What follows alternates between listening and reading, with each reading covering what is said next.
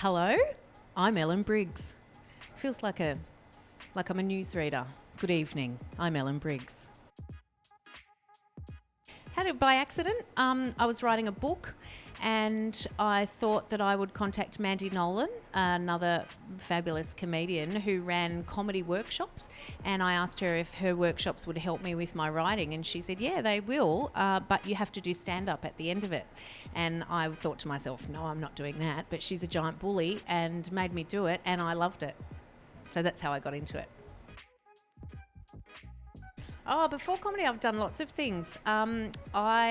One of my first jobs was I worked in an illegal casino in Canberra. That was a lot of fun. I basically worked in the government. So I worked for the federal government for a long time, and then I worked for Byron Shire Council down in Byron Bay, and then I had kids, and so I worked for them, solely for them, doing everything for them while they were sucking me dry. Not literally, but you know. I would say the travel that I do, we get to go, we're in a very fortunate position now, Mandy and I, with our Women Like Us show, where we travel all over Australia. We get invited to really remote areas and we meet people who are incredible. That and meeting other comedians I really love. You know, I would never meet all the people that I meet when I'm doing comedy, so that's it, yeah. The venue where I did my first gig was the Byron Bay Bowling Club. Yeah, I can. I call it my Oprah night. It was actually at the Noosa Golf Club, and I was there with a couple of other comedians. Aaron Pratt, who I'm on with tonight, was one of them, and so all these men had been playing golf all day and drinking, and we had an MC who kind of got up and, you know, did a bit of stuff. Aaron got on and, you know, managed to get their attention, but they were just rude to him, disgusting.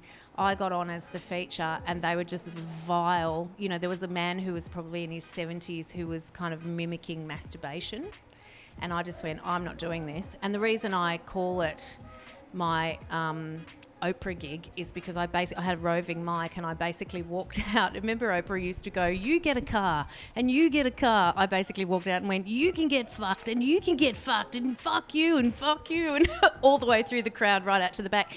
You see, because they'd paid me beforehand so I could leave.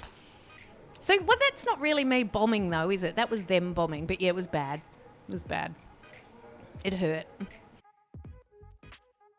Harley Breen. I'm a massive fan of Harley Breen. I love Mel Buddle. I love what she does all the time. She always comes at things from a very different angle. I really love Ricky Gervais. I know he's very pedestrian and he polarises people, but I love what he does. I think he's incredibly funny. Who else do I like? You know, I don't watch a lot of comedy other than live comedy, and yeah, I love it. I think Jacob Lingard is going places. He's really kicking goals. I really love watching him. Every time I see him, it's exciting, and I think he's got a great comedy mind. The highlight of my career so far, I was in the ladies' gala at the Melbourne Comedy Festival. So that was in the town hall in front of 2,000 people. That was pretty amazing. But I would say the highlight for me right now is working in drought relief, which is what I've been doing sort of for the last year, going out to regional remote areas and doing drought relief shows. And they are the best gigs, hands down, because these people are just desperate for a laugh, to forget about what they're going through. They might not have seen their neighbour for 2 months, you know, because they're all too busy. So the highlight, I guess, is getting into that and using my comedy in that way. That's a really kind of poxy answer, isn't it? But yeah, I like that. So that and the town hall gala, pretty good. I think it's got more exciting, you know, like I think there's more people doing it, more people are giving it a crack, so I think it's more exciting. There's more opportunities now, you know, I think the open mic scenes are much more vibrant. They're, yeah, so look, I mean, maybe it was like that, but I think it's changed. I think it's changed for the better. I think comedians are forced to be better because we can't rely on old kind of hacky jokes, even though some people might think I'm an old hacky joke. We can't rely on those anymore. We do have to be a lot smarter. Our audiences are smarter. They have access to so much comedy, online, that we have to be better. So I think the standard is getting higher. Yeah, I do. Get a really strong 5 minutes and do that 5 minutes over and over and over again. Don't try and change it up. Perfect that 5 minutes, and when you are 100% bored with it almost, but you know that it's perfect, that kind of makes your bones, that's your skeleton, and then you start filling in the fat and the muscle around it. And so then all of a sudden you've got 10 minutes, then you've got 15 minutes, then you've got 20 minutes, and it might be based around those bones, and you always have those bones to fall back on. When you're trying new material, you can always pull one of those bones out and you know it works.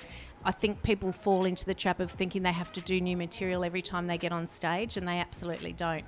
They need to perfect that stuff, because sometimes things will work and then the next night it won't, and it's up to you to work out why that didn't work.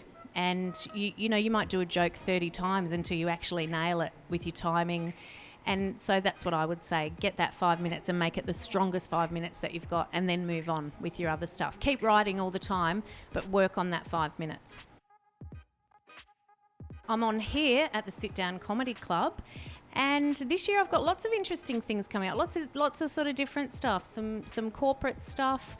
I'm doing a few more cruises now. We've sort of freed ourselves up a bit, Mandy and I, just to do a few other things. So, and I think I might do a festival show next year. I haven't done a festival show for a really long time, so maybe I'll write a festival show next year, maybe.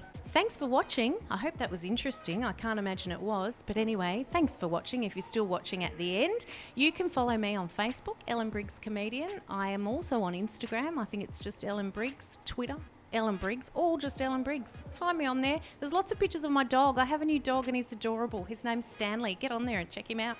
See ya.